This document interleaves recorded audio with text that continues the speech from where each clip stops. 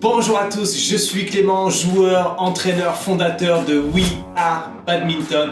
Bienvenue sur cette nouvelle chaîne qui va parler de badminton, mais pas que, on va parler actu, entraînement, santé, on va commenter des matchs ensemble. On va voir toute la sphère environnementale du badminton, mais tout de suite place aux présentations. Je suis né à Reims en 86 et j'ai commencé le bad dans un tout petit village dans l'Aisne, dans l'ex-Picardie.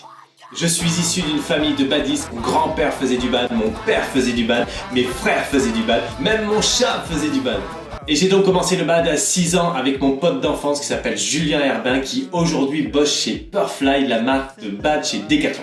Et avec Julien, on a partagé un sacré parcours puisqu'on s'est partagé les finales départementales et régionales pendant toute notre jeunesse. En même temps, on n'était que deux. On est dans les années 90, je vous raconte pas le gymnase dans lequel j'ai commencé le badminton. On est à la campagne, un ancien hangar à patates. Un four l'été, un congèle l'hiver. Le point d'eau, un robinet à l'extérieur du gymnase qui était gelé l'hiver. Et des jetons pour mettre dans le boîtier pour avoir de l'électricité. Et au collège, on a appris que Julien Friedrich, qui avait quelques années de plus que nous, avait été sélectionné pour aller au pôle de Châtenay-Malabry à Paris. Alors qu'il était complètement nul.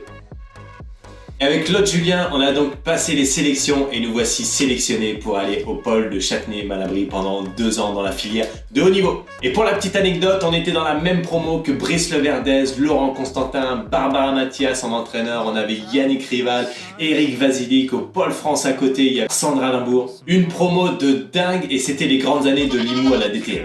Pour ceux qui ne savent pas, à l'époque, il y a eu une réforme qui n'a pas duré longtemps sur le comptage des points. On est passé de 2 sets gagnants de 15 points où il fallait avoir le service pour gagner le point, je vous raconte pas la durée du match, à 3 sets gagnants de 7 points.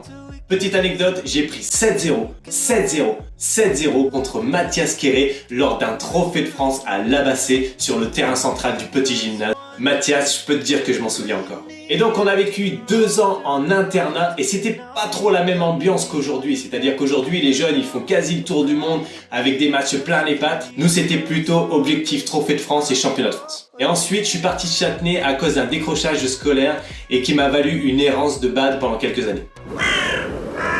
Mes meilleures années ont été dans le Nord lorsque j'étais licencié au LUC, le Lille Université Club, entraîné par Georges Quartou. C'était pendant mes études universitaires qui s'est achevé par un séjour de 3 mois en Indonésie. À l'époque, en France, on avait accueilli des Indonésiens pour être sparring partners de l'équipe de France. Et évidemment, il y a certains Indonésiens que vous connaissez qui sont restés en France, dont Arif, qui est marié avec Winnie. J'ai donc pris contact avec l'un d'entre eux qui s'appelle Agus et qui a organisé des échanges avec un club local. Je me suis donc retrouvé tout seul, à l'autre bout du monde, sur l'île de Java, à Bandung, accueilli par la famille Gunadarma. C'est une de mes meilleures expériences de vie humaine, culturelle, sportive. J'ai même participé au circuit national à Bali et j'ai réussi à passer un tour par forfait. Retour en France, j'étais complètement cramé, complètement carbo, parce qu'en fait j'avais enchaîné une saison complète, plus le séjour en Indonésie. Je suis rentré en France et j'ai enchaîné sur une nouvelle saison. J'étais licencié à Reims en interclub et grande classe, je joue avec Michel Legauche en interclub. Cette année-là, je me suis blessé, j'ai chopé une pubalgie. Le problème, c'est que j'ai forcé dessus et j'ai mis 1 an à m'en remettre. Entre-temps, j'ai bossé pour la Fédé en tant que chargé de mission à la Ligue Champagne-Ardenne et Grand Est avec comme coordo Julien Friedrich. C'était des belles années, on a développé la culture du bad dans la région et on a fait de belles rencontres dans les clubs. Et aujourd'hui, je suis quand même satisfait de ma carrière puisque j'étais quand même intégré dans le collectif France jeune. J'ai fait partie du top 10 étant jeune et au meilleur classement, j'étais 80e français. Et je me souviens quand on était jeune, on recevait le Badminton Magazine pour savoir quel était notre classement. Et c'était le seul moyen de savoir quel classement on avait à l'époque. Et ouais les amis, internet ça n'existait pas. Les meilleurs matchs que j'ai vécu c'était certainement pendant les qualifs des France. À l'époque, on était dans une poule de 4 et il y avait encore 2 tours à passer derrière. 5 matchs de l'équivalent de 5 finales de tournoi en une seule session. C'était une usine. Et je me souviens d'un match contre Renaud Arnoux. On a fait un match de dingue en 3-7. J'ai perdu contre lui. C'était le 4e tour et derrière, il fallait encore se taper Brozowski.